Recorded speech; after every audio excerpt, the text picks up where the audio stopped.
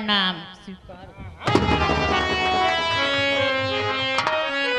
स्वामी जी, मैं आपसे कुछ कहना चाहती हूँ।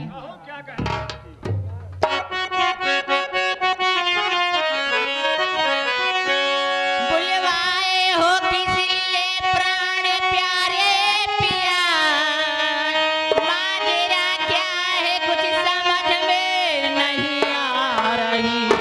आप का चेहरा मुरझाया क्यों है, बेटा संतोष खड़ा क्यों यहाँ रो रहा।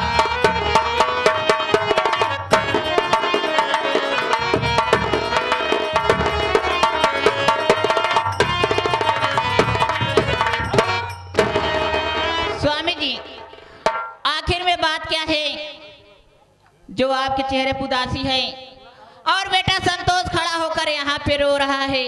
कुछ हमें भी तो बताइए ना स्वामी जी। क्या कहा पार्वती? मैं क्यों उदास बैठा हूँ और संतोष क्यों वहां खड़ा होकर रो रहा है? हाँ स्वामी जी। और मैं तुझे किस लिए बुलाया हूँ? पार्वती, हम तुझे यहाँ तोता मैना की कहानी सुनने के लिए नहीं बुलाया। पार्वती, तू तो जानती है कि जब मैं अपने बड़े बेटे पंकज की शादी किया तो कितने धूमधाम से किया। एरिया में तहलका मच गया, लोगों ने प्रशंसा किया कि जगन्नाथ जाहिल अपने बड़े बेटे की क्या शादी किए हैं। और ये दूसरा लड़का कैसा है जो कि बिना घर के गार्जियन से पूछे अपनी शादी एक अनाथ, एक बेसहारा, एक बदचलन लड़की से जाके मंदिर में शादी कर लिया। इसलिए मेरा और मेरे खानदान का बहुत बड़ा अपमान किया है। इसलिए मैं इसे समझा रहा हूँ कि मेरी एक बात को मान, अपनी बीवी सावित्री को घर से मार के भगा दे। मैं तेरी दूसरी शादी करूंगा, अच्छे खानदान में करूंगा, अच्छे दहेज के साथ करूंगा और अच्छी सी तेरे लिए बहू लाऊंगा। पार्वती, तुम्हें बताओ, क्या मैं गलत समझा रहा हूँ? बताओ पार्वती। स्वामी जी, ये आप क्या करे हैं? बेटा अगर नादानी कर गया है तो हम बड़ों का काम है शिकार करना।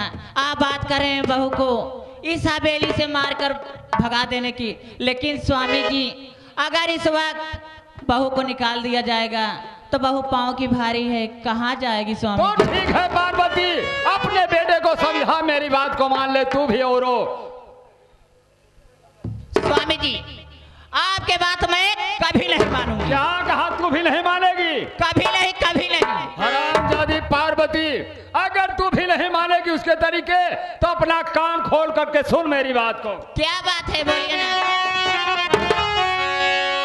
कान को खोल कर बात पर्वतिया सुन, घर में रहना अगर मान मेरा कहा, और परिवार लेके अलग हो जा तू, घर से तुम सबको कुछ भी मिलेगा।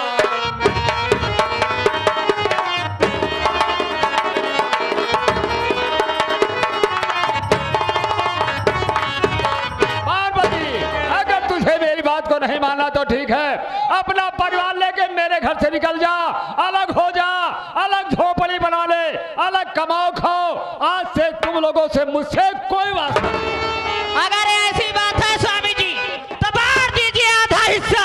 इस घर की आधी मालकिन हूँ, शादी करके आई हूँ, कोई भगा के नहीं। कोर्ट में जाकर कोर्ट मैरिज कराई हूँ, कोर्ट का कागज मेरे पास है, मैं कोर्ट तक जाऊंगी और आपके ऊपर कानूनी कार्रवाई भी करूंगी। अरे ओ पार्वती, बहुत ऊंची आवाज में मत चिल्ला। अगर हम तेरी तरह चिल्ला देंगे ना तो तालाब की सारी मछलियां साली किनारे लग जाएंगी। क्या कहा? शादी करके आई है? हाँ, शादी कोई करके आई। भगा कर नहीं आई है, कोर्ट में जाके कोर्ट मैरिज कराई है, कोर्ट का कागज तेरे पास है, मेरे पास। और तू अदालत तक जाएगी। पार्वती, तुझे मालूम नहीं होगा, अदालत हमारे यहाँ लगता है, फैसला वही होता है जो जगन्नाथ जाहिल चाहते हैं। अगर आज मेरी बात को नहीं मान रही है पार्वती तो तू जिंदगी भर पछताएगी, इसको समझ ले। मैं तो जा रहा हूं, लेकिन याद रखना पार्वती, माई कसम, जब मैं पैदा हुआ था तो रात को 12 बजा था। रात 12 बजे इंसान नहीं शैतान पैदा होते हैं। इस घर में ऐसी आग लगा दूंगा, ऐसी आग लगा दूंगा, कोई माई का लाल बुझाने वाला नहीं मिलेगा, क्योंकि मेरा नाम जगन्नाथ जाहिल। हाँ, ए आगे अल्लाह नहीं बने अर्पण कर दी तो का माँ हाँ मुन्ना, अब तू ही बता माँ मैं क्या करूं। बाबूजी ये चाहते हैं कि मैं अपनी पत्नी सावित्री को इस घर से मार कर भगा दूं। तू ही बता माँ, सावित्री गर्भवती है, ऐसी दशा में वो कहां जाएगी? कौन उसका हाथ थामेगा? कौन सहारा देगा? कौन ठिकाना देगा?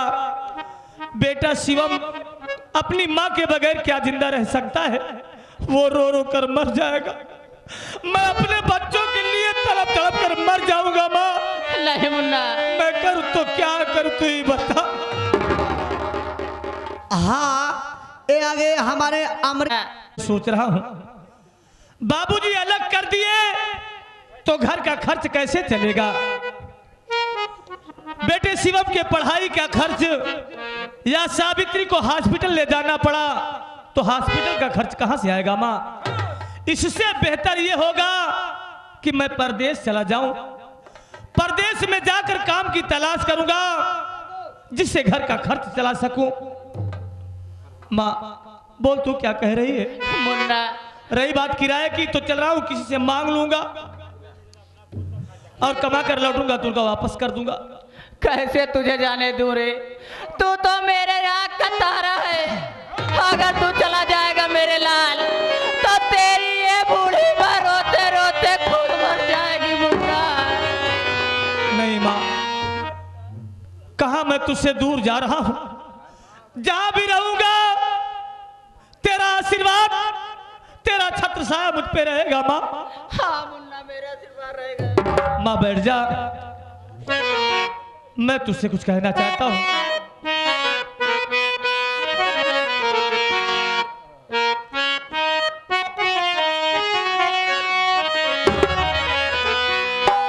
माँ,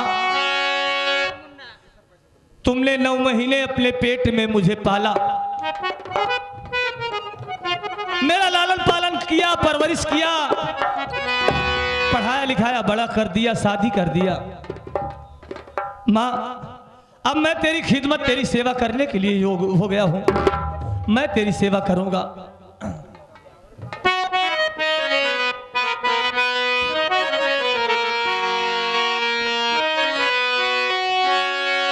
कि अम्मी हो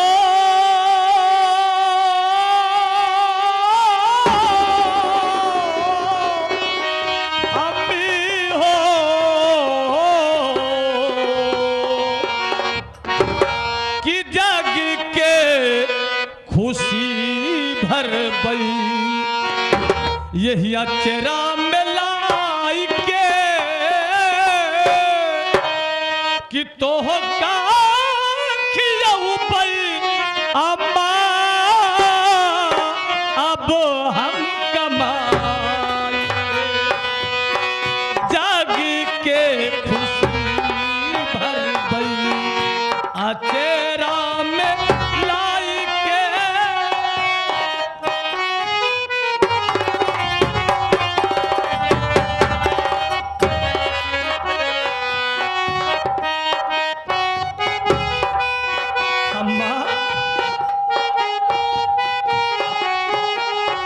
सारी दुनिया की खुशी मैं तेरे आंचल में शायद ला सकूं या डाल सकूं, तो मैं कितना किस्मत वाला हूं, नसीब वाला हूं।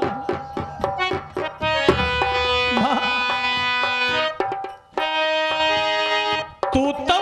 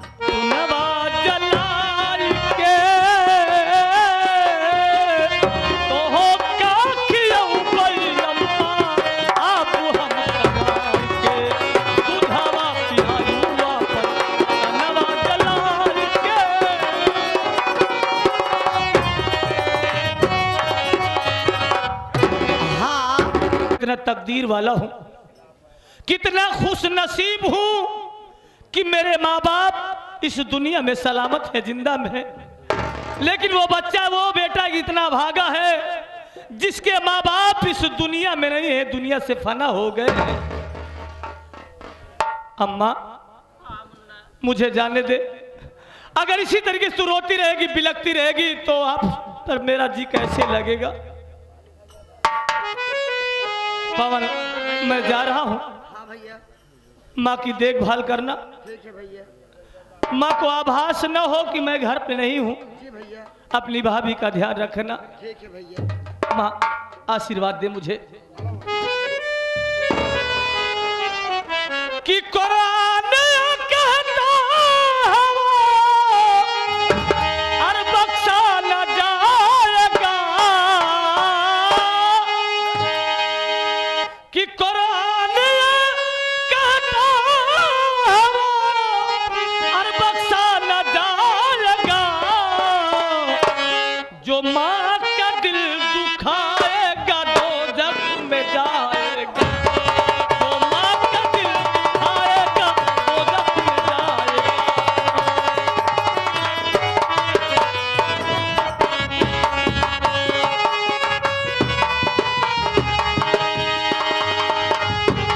कुरान ये कहता है वो बख्शा न जाएगा, कुरान ये कहता है वो बख्शा न जाएगा, जो माँ का दिल दुखाएगा दोज़ख में जाएगा।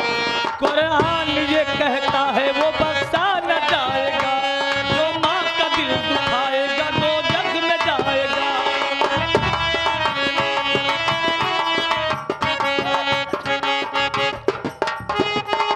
कुरान ये कहता है वो और बख्शा न जाएगा, जो माँ का दिल दुखाएगा दोज़ख में जाएगा।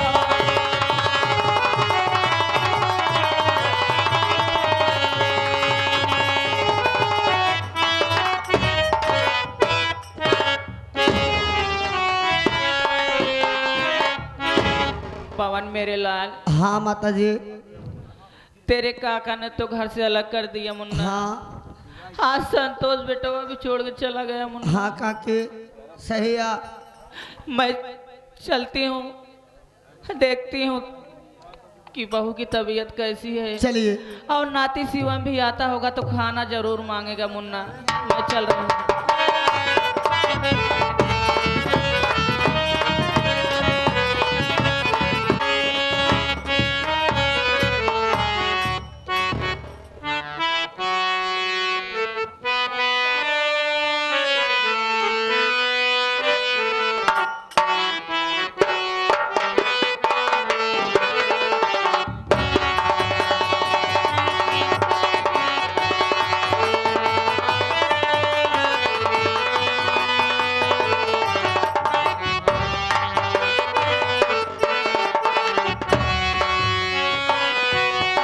मुझे पीने का शौक नहीं, पीता हूँ गम भुलाने को।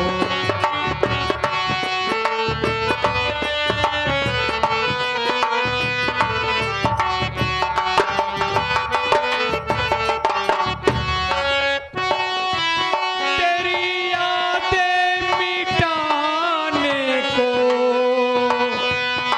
तेरी यादें मिटाने को, पीता हूँ गम भुलाने को।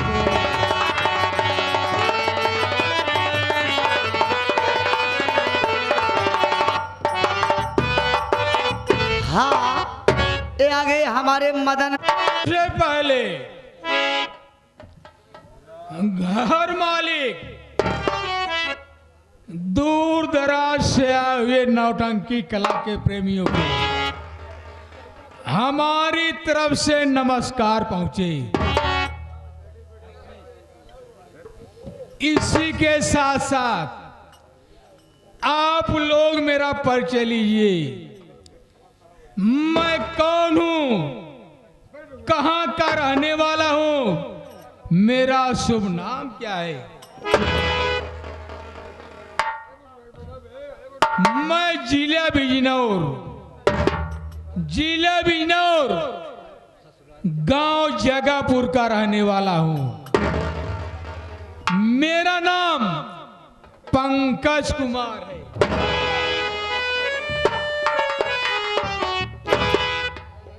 मेरे बाबूजी का नाम श्री जगन्नाथ जाइल है। बचपन में मेरी मां का देहांत हो गया। बाबूजी मेरी परवरिश करने के लिए घर में दूसरी मां को लाए हैं। मेरी सौतेली मां का नाम पार्वती है।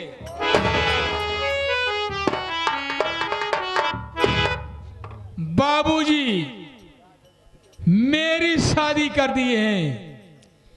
मेरी पत्नी का नाम कलयुगी देवी है। आप लोग मेरे हाथ में शराब की बोतल देख रहे हैं। मैं पहले शराबी नहीं था। ये शराब पिलाने वाली मेरी पत्नी कलयुगी देवी है। एक दिन की बात है, कलयुगी देवी मुझे अपने मायके लिवा के गई। जब रात हुई तो मुझे खूब शराब पिलाई। जब मैं नशा में हो गया तो मेरे हाथों से अपने माता पिता, अपने भाई का मेरे हाथों से कत्ल करवा दिया। उसी दिन से शराब पीने की आदत पड़ गई है। शराब पीते पीते कुछ जुआड़ियों से मेरी संगत पड़ गई। अब मैं जुआ भी खेलना सीख लिया हूं। एक मेरा साथी है, उसका नाम पवन कुमार है। मेरे साथ शराब पीता है, जुआ खेलने जाता है। उसका कुछ नहीं पता, लगता है आज जुआ खेलने नहीं गया। पंकज भैया कसो पवन कुमार तो हम कहाँ कहाँ हेरे अकेले छाने पड़ा हा? तू भी पीना चाहता है क्या? थोड़ा मुझको पिलाओ। ले थोड़ी सी दारू तू भी पी ले।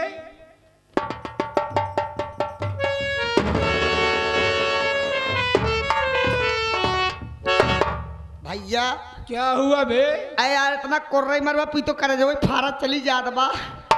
पानी नहीं डाया का यार? आए पवन, आ? जो शराबी शराब में पानी मिला के पिया तो क्या पिया? समझो कि पानी पिया। सही है। अब इनकी गिना बिने पानी की पी जी 6 महीने आए तो 3 महीने में निपुर जाए। इस वक्त न बोतल में शराब है, न मेरे जेब में पैसा है। आइए पैसा अमृतलाल ब्रास बैंड पार्टी जामा से चल कर आए हैं। वैसे मास्टर साहब बाजा बहुत बढ़िया बाजा था। कलयुगी देवी के पास चलता हूँ, उससे पैसे मांगूंगा, ठेका पर चलूंगा, दारू खरीदूंगा, जी भर के पिएंगे। चलिए भैया।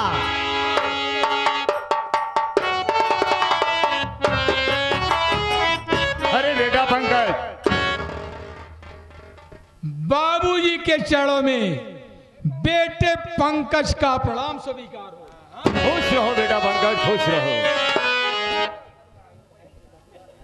बाबूजी आप मेरे पास आए, इतना कष्ट किए, मुझे बुला लिए होते तो मैं खुद चला आता। अरे बेटा पंकज, अगर मैं ही आ गया तो क्या हुआ? मैं तुमसे कुछ बात बताना चाहता हूँ बेटा। क्या बाबूजी? पंकज कुमार, तू तो जानता है कि ये पार्वती तेरी सगी माँ नहीं है, ये तेरी सौतेली माँ है। और ये संतोष तेरा सगा भाई नहीं है, ये तेरा सौतेला भाई है। पार्वती आते वक्त अपने साथ लेकर आई थी, लेकिन आज हरामजादी पर्वतिया इस रियासत का मालिक अपने बेटे संतोषवा को बनाना चाहती है। बेटा, अगर इस रियासत का मालिक संतोषवा बन गया तो तू मेरा खून है, मेरा बेटा है, दर दर की ठोकर खाएगा तो मुझसे बर्दाश्त नहीं होगा। क्या कहा बाबूजी? माँ पार्वती इस रियासत का मालिक अपने बेटे संतोष को बनाना हाँ चाहती बेटा है। पंकज, तो मुझे क्या करना है बाबूजी? सुनो मैं बता रहा हूँ क्या करना है तुम्हें। आज की रात मारो तुम पर्वतिया को, पूरे हिस्से का मालिक तू हो जाएगा, पूरी हो जाए जायदाद। अरे पंकज तेरी बीच में फिर तेरे ना कोई आएगा।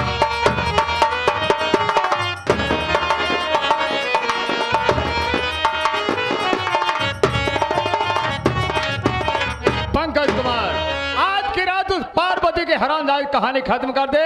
ना रहे बांस और ना बजे बांसुरी, फिर देखता हूँ पार्वतिया अपने बेटे संतोषवा को इस रियासत का मालिक कैसे बनाती है हरामजादी। क्या कहा बाबूजी?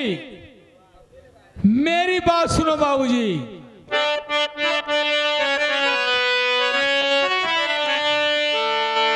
आज की रात मारूंगा पर्वतिया को, जग से कर दूंगा उसका मैं किस्सा खत्म।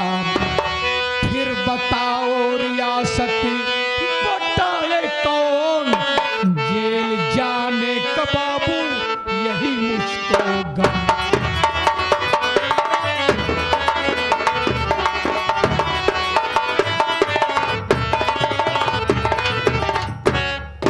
बाबूजी, अगर मैं पर्वतिया का कत्ल कर देता हूँ, ये खबर थाने तक जाएगी, पुलिस आ जाएगी तो गिरफ्तार हो जाऊंगा। अरे बेटा पंकज, मेरे रहते हुए क्यों चिंता करता है?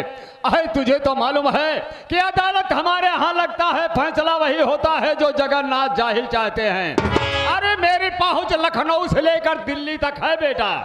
हमें कोई पुलिस प्रशासन नहीं आएगी जब तक मैं जिंदा हूँ। बेधड़क पर्वतिया हरामजादी को कत्ल कर दो आज तुम। बाबूजी, आप चल करके आराम कीजिए। आज की रात पर्वतिया का कत्ल कर दूंगा, कल का उगता सूरज नहीं दे। वाह बेटा वाह पंकज, मैं यही चाहता हूँ। ठीक है मैं जा रहा हूँ, लेकिन होशियारी के साथ काम करना। मारते वक्त किसी की निगाह नहीं पड़ना चाहिए तुम्हारे ऊपर। आगे जो कुछ होगा मैं देखूंगा बेटा पंकज।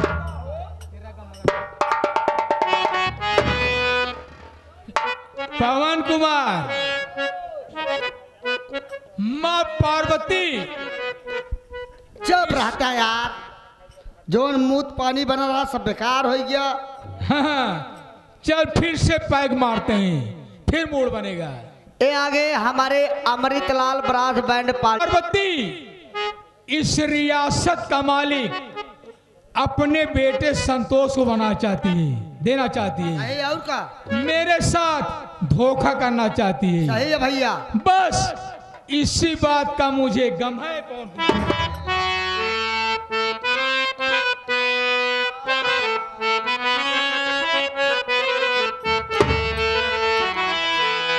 तेरा गम अगर न होता तो शराब मैं न पीता। तेरा गम